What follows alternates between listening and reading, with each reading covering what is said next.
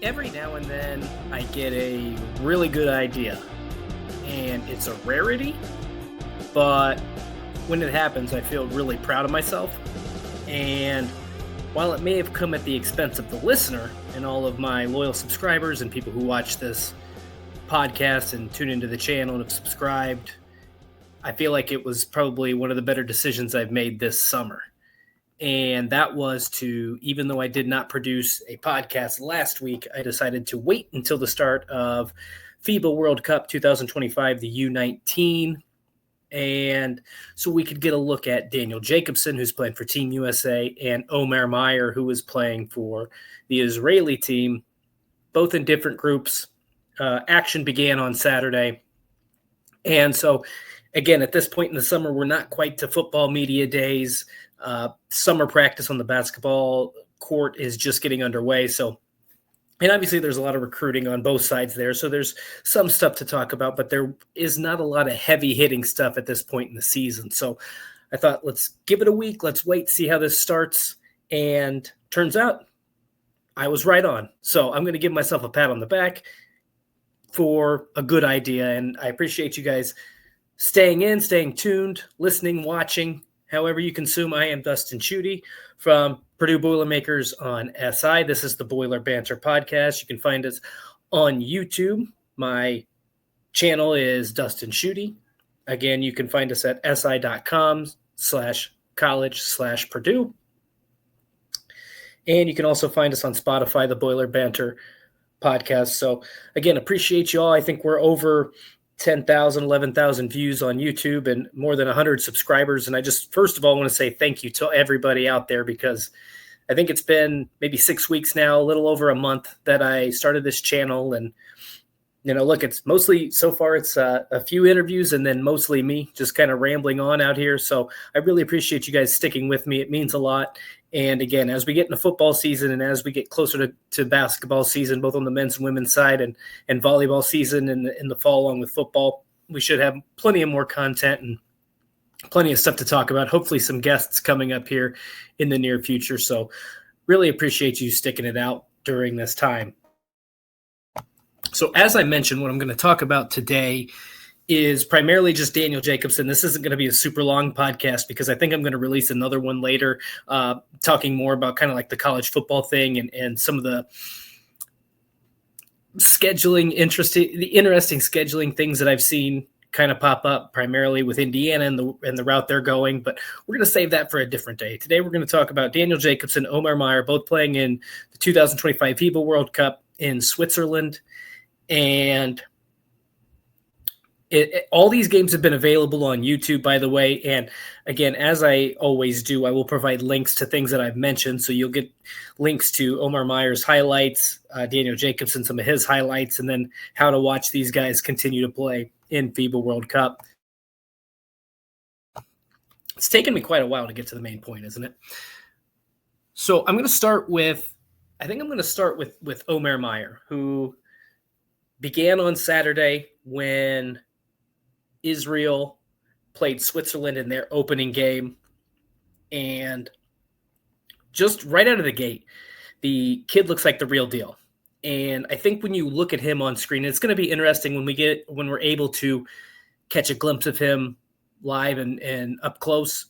I said this about Antoine West Jr., but when we were able to check him out and watch the team practice at that open practice in early June, he was every bit of 6'3" and the 180 pounds he's listed at. He looked ready to play Big Ten basketball.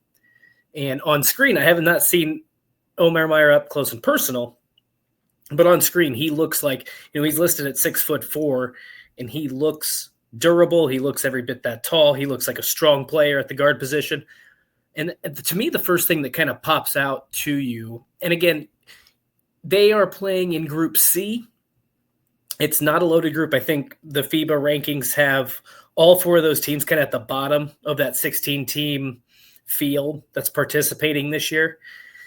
So it's kind of hard to tell. But in that first game, I think some of the things that stand out to you early on, he had a bullet pass into the paint, offhand, That was one play that just kind of stood out. He scored Israel's first bucket, and it was kind of a pump fake, trying to create space, turn around, jab step, fade away, nothing but net. Right? And so when you first see that and a minute into the game, you're kind of just nodding your head and saying, okay, yeah, this kid's real, made that look easy.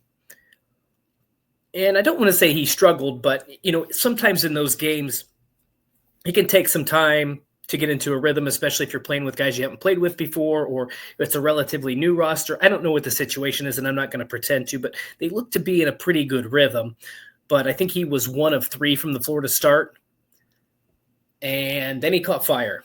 I think he finished the half 6 of 9. He had a sequence late in that first half. The last 90 seconds, he knocked in 3 3-pointers. He had a sequence where he hit a 3, stole the ball around half court after an errant pass, in transition with a guy defending him, takes a few dribbles and knocks down another 3. And then at the end of the half, misses a shot. Israel collects the rebound, gets it back to Omer Mayer, who then hits a buzzer beater to end the half. He ended that game with 24 points, 4 assists, 4 rebounds, 2 steals. I don't remember what his final shot numbers were, but I think it was somewhere around 8 for 13 and 4 of 7 from 3-point range. I think that's accurate. 4 or 5 from the free throw line, and maybe 4 of 6 or 7 from the floor. However the math works out there. Just an overall impressive, but I think the most impressive thing was just the way he handled the basketball.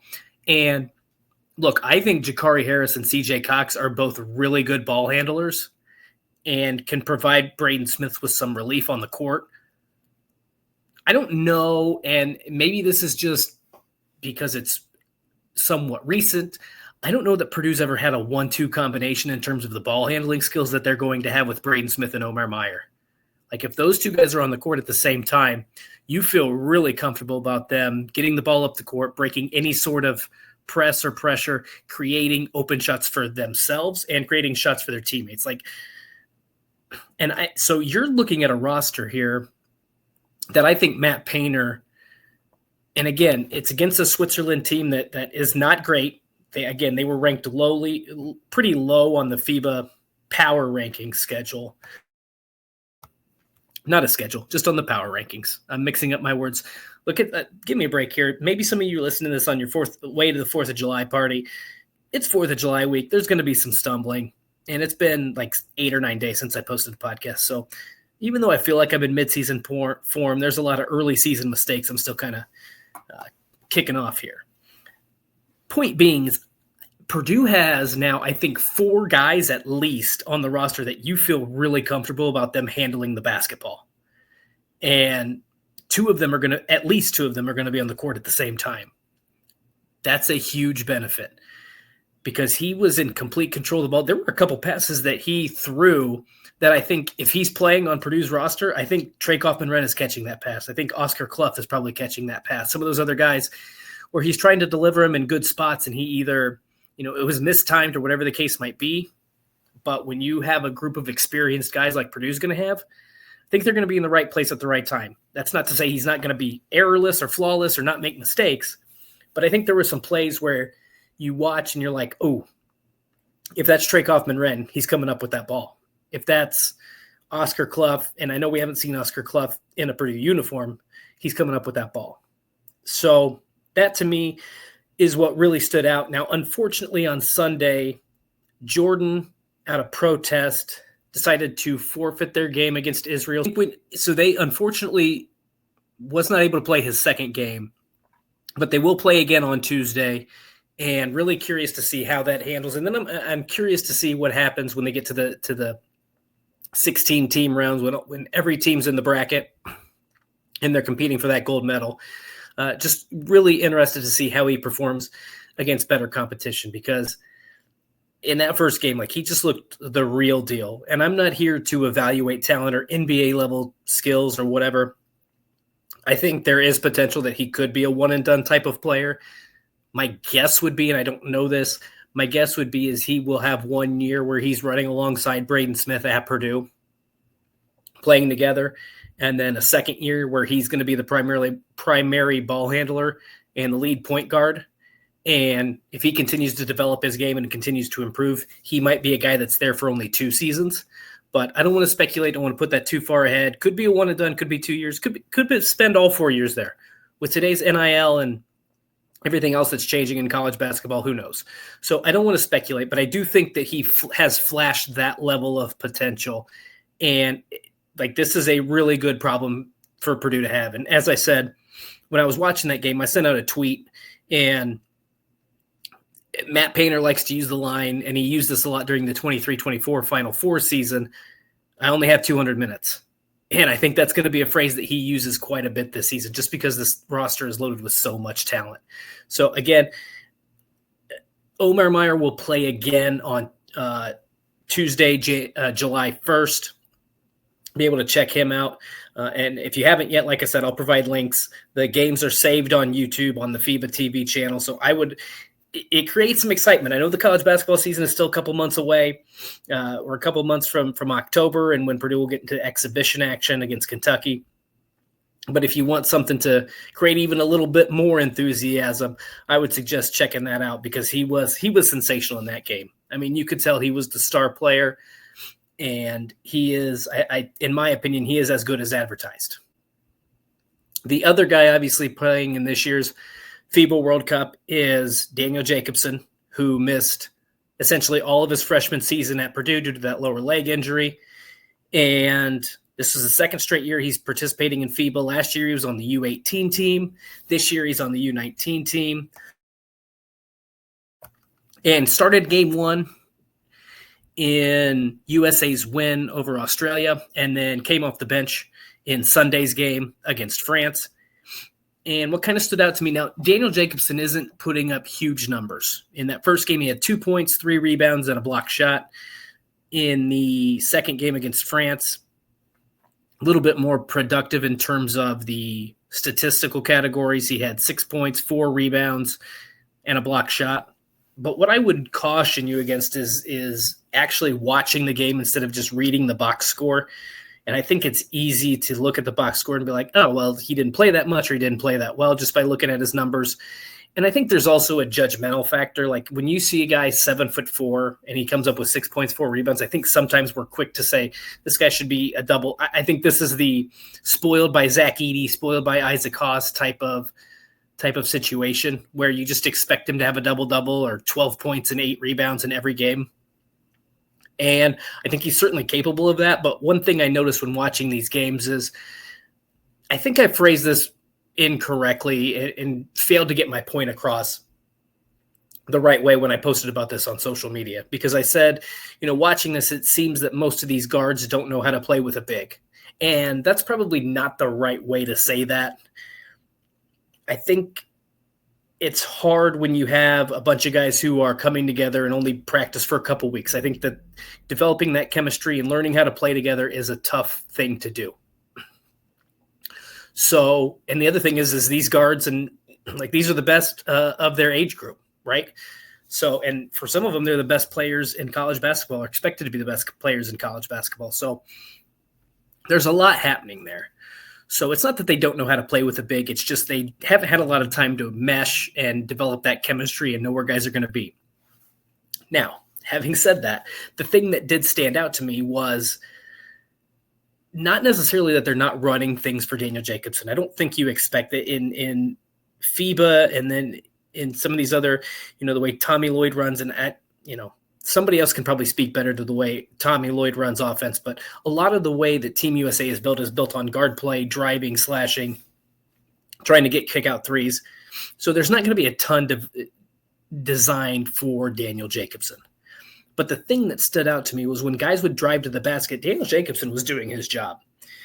He would get down into the paint, and he would either try to get a post up, or he would step away from the basket and his defender would collapse then on the guy driving. And there were probably 3 or 4 times when a defender left him, or he had a clear height advantage and a good position on the basket, where if Koa Pete or whoever it might be dumps the ball off or lobs it up, Daniel Jacobsen's probably either getting an easy 2 points off the bank or he's getting a dunk. And I think that happened 2 or 3 times in that first game against Australia, and it happened 3 or 4 times in that second game against France. So, again, these are elite guards. They're going to try to finish through contact, which is what a lot of them are doing, or they're going to try to get the open kick-out three.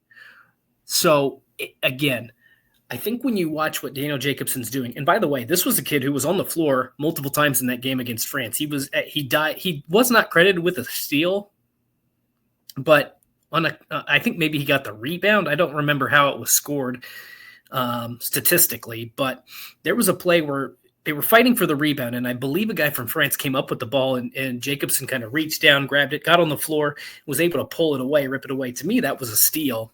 They might have given him a rebound for it, but created an extra possession. In the third quarter of that game, even though he had only 1 rebound at halftime, comes in off the bench and immediately gets a block. So, again, I think when you watch him play, I think he's doing a lot of really good things that don't show up in the box score. And that's not to say he's the sole reason USA is winning these games and why they're 2-0. They beat both Australia and France. I just think that when you look at the stats, you're like, he may be not having the best performance over in Switzerland, or he's not playing enough, whatever the case might be. I think it's simply the fact that it's this style of play is not designed for his skill set. And again, you've got so many guys that are just kind of thrown together over the course of 2 or 3 weeks, and they're trying to win a gold medal in these games. So again, just watch the film, and I think he's doing some really good things. But more importantly, even though he only played 8.5 minutes in that first game, and I think he played around 12 minutes in that second game, I don't have it right in front of me, the most important thing is for him to get some live competition. We can talk about going through scrimmages at Purdue and getting some live drills and live action at Purdue, but missing that entire first season, essentially, he needs to get back into competitive shape, needs to learn how to play with that new added weight. And this is really his first opportunity to do that. So I think more than anything, even whether he plays 5 minutes or whether he plays 25 minutes, I think the most important thing is getting back into competitive shape, learning to play at a competitive level again, and doing that through live competition. So this isn't just going to be Purdue guys where you might, know their tendencies or know what you're supposed to do. Like, this is going to give him, I think this is going to help him get into better shape and prepare him for his, for all intents and purposes, his first season at Purdue, and give him an opportunity to compete for that starting center job along with Oscar Clough. So regardless of what happens over there, I think that that's the most important thing. Obviously, staying healthy, not re-aggravating any injuries or anything like that is top priority, head and shoulders above everything else. But number 2 is to just kind of get back into shape and get ready for the upcoming college basketball season. He, again, like Omar Meyer, he will also be playing on Tuesday, July 1st. And ill-prepared, I've said this before, sometimes I'm ill-prepared for these podcasts. I don't know what the times are. I want to say that USA is going to play at 11:15 Eastern time, and then Israel will play at 2 Eastern time. And I say that trying to do the math because they provide the European time, the Switzerland time that they're playing, and then it translates. I'm on Central Time here in St. Louis. So I think if I have my math correct, it'll be 11:15 that Team USA plays. 11:15 they'll play on Tuesday, and then Israel will play at 2 o'clock Eastern time on Tuesday. So, to me, this is, look, you get free basketball, right? We still got a couple months until Purdue plays Kentucky in that exhibition game. We still got a couple months until things really start rolling with college basketball practice on both the men's and the women's side. So this is a great chance to get some basketball. The FIBA World Cup runs into July 6th, I believe, is the championship game. So good opportunity to see 2 Boilers in action. And I'd love to hear some of your takeaways too, because I certainly know that, one of the funniest things to me about this is when I've been watching these games, and it's a very kind of low-key broadcast during these World Cup games, but the amount of times they've had to mention Purdue and Purdue fans watching just been, if you think there's like hundreds, I think there might be thousands of people watching these games, thousands of Purdue fans watching these games. So I know that a lot of you probably watching this have watched the games or read stories or watched the highlights. Let me know what you think. Chime in on YouTube, chime in on social media. It can be found at Shooty Dustin, because I'd love to hear your thoughts and takeaways. And certainly we'll continue to follow Omer Mayer and Daniel Jacobson throughout the FIBA World Cup. That's all I've got for today. Again, Dustin Schutte with the Boiler Banter podcast. You can find me on si.com/college/Purdue. That's Purdue Boilermakers on SI. Find me on X at Shooty Dustin. And you can find me on YouTube at Dustin Schutte. Thank you so much, and I will see you soon.